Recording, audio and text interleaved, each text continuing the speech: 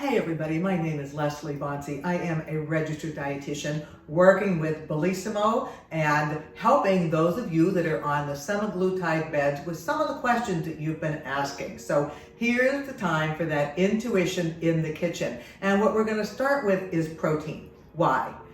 Because one of the things about being on the medications is your appetite might change, you might not feel quite as hungry, and the goal here is to optimize and maximize body fat, but it also is to preserve your lean muscle mass, which means that you want to make sure you're having enough protein as part of every eating occasion.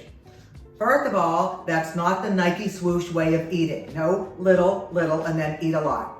A, because it's not good for you, and B, because you're not going to be able to. So ideally, you're having protein as part of every meal. How much?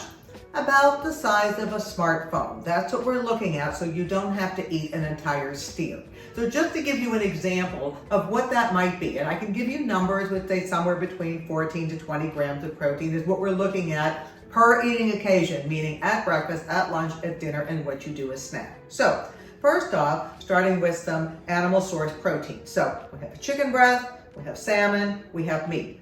Each of these is about 3 ounces. So roughly each of these is about 20 grams of protein.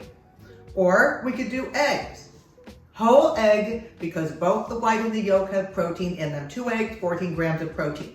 There's lots of different yogurts that out there if you want the convenience of something in a small container. Here's one, there's many, and they average, especially if it's Greek style, anywhere between 12 to 15 grams of protein. Cottage cheese, one of my faves, so looking at a half a cup of cottage cheese, this is 13 grams of protein. You don't have to cook this, this is ready to use. We could also look at canned protein sources, so something like a canned tuna, canned salmon, canned clam, canned chicken, or same kind of a thing in a pouch. And both of these also average about 20 grams of protein in it. And then if you're not particularly fond of eating things with a face and you want to do plant-based protein, certainly you can.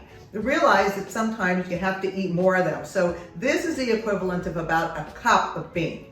That might seem like a lot to you. That's going to be about 14 grams of protein. We could do lentils, or we could do something like the edamame, soybeans, and that's going to be about 14 grams of protein. So most important, we don't want to just focus on the number. We really want to think about the consistency. Protein is part of every meal to help to prevent that drain. That's the intuition in the kitchen.